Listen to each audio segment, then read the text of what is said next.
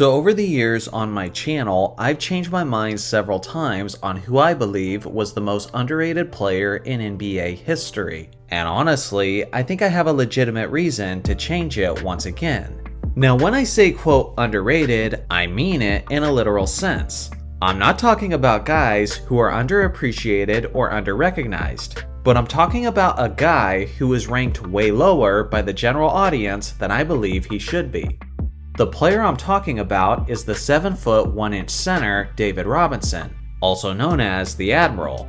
This legend had a late start to his NBA career due to him finishing his time in the Navy.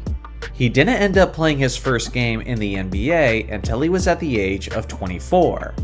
Now we all agree that he was a good player and a perennial all-star, but when I last ranked my 30 greatest players of all time, I had Robinson at 22. Which was ahead of guys like Karl Malone, Kevin Garnett, Giannis, and Nikola Jokic. I think this specific ranking created more backlash than any other ranking on the list. People simply don't believe that Robinson is as good as I think he was. I believe there's several reasons for this. For one, Robinson is generally seen by modern fans as a playoff choker. He was famously bested by Hakeem Olajuwon in the 1995 Western Conference Finals, and that lasting impression has done a lot to hinder his legacy. The other thing is that David Robinson was never the best player on either of his championship teams. Sure, he won it in 1999 and 2003, but those were mostly as complementary roles to the Finals MVP Tim Duncan. Lastly, a lot of younger fans believe that when Tim Duncan was drafted in 1997, he saved the Admiral and the Spurs from the bottom-feeding ranks of the league, which honestly couldn't be further from the truth. Let's actually start with this narrative. When Duncan was drafted by San Antonio, the Spurs had the first overall pick, since they had just finished the previous season with an ugly 20-62 record. So immediately, at face value, it seems that Duncan saved an embarrassing franchise. But that's completely lacking context. In the 1996 preseason, Robinson severely hurt his back, and due to this, he missed his first 18 games of the regular season, before eventually returning to action on December 10, 1997. Then Robinson only played 6 regular season games before he broke his foot, resulting in a season being shut down early. What you need to understand is that Robinson's absence was the reason the Spurs finished with only a 20-62 record.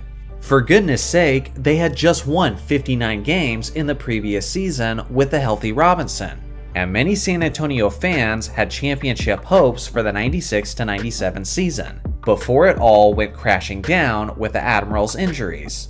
Before Duncan showed up, there was basically never a time where Robinson's Spurs weren't seen as legitimate contenders in the Western Conference, as the Robinson-led Spurs were averaging a whopping 55 wins a season over their 7-year stretch before the injuries. This wasn't some super team either, as the Spurs' next best player was the small forward Sean Elliott, who was a quality player, but I would also describe him as a borderline all-star at best.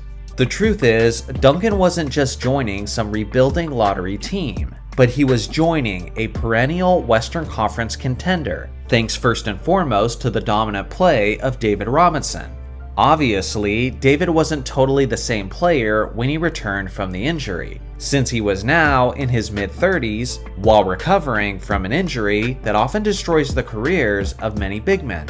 Regardless, in his first season back in 1998, he averaged nearly 22 points, 11 rebounds, and 2.6 blocks, while hitting 51% of his shots. He actually finished 7th overall in the MVP race, and 3rd overall in the Defensive Player of the Year voting. Again, that was his impact in his declining phase. And his prime was something else entirely. At different points in his career, Robinson led the NBA in scoring, in rebounding, and he led the NBA in blocked shots. Kareem Abdul-Jabbar is the only other player in NBA history who has led the league in points per game, rebounds per game, and blocks per game. Technically, Wilt Chamberlain should probably be in that list as well, if blocked shots had been tracked in his era. But still, the fact that Robinson did something that only Kareem and Wilt have ever done should really tell you just how special he was.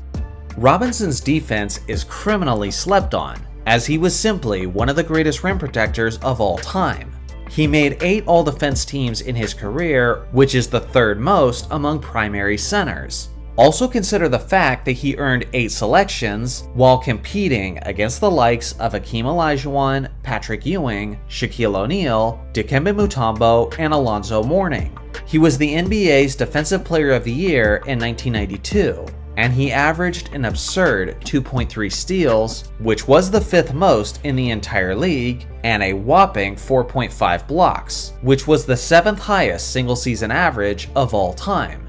Add in his 1995 MVP and his 2 championship rings, and yeah, this guy has a pretty insane resume that isn't usually ranked high enough. He wasn't just some big towering player who took advantage of players smaller than him, but Robinson was an athletic freak who was way ahead of his time.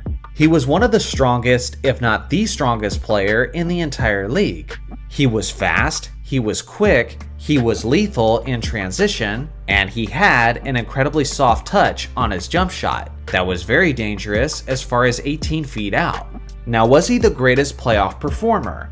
No, but a lot of guys are ranked high on the all-time list while having plenty of postseason struggles. I'm not saying that Robinson should be ahead of centers like Shaquille O'Neal or Hakeem Olajuwon, but to act like it's utterly ludicrous to have him in the top 25 is simply a misunderstanding of his tremendous impact, both statistically and in terms of winning games. So what do you guys think? Who is the most underrated player in NBA history in your mind? I look forward to hearing your thoughts in the comment section below. Thanks for watching as always, make sure to like and subscribe for more basketball content, and I'll see you guys in the next video.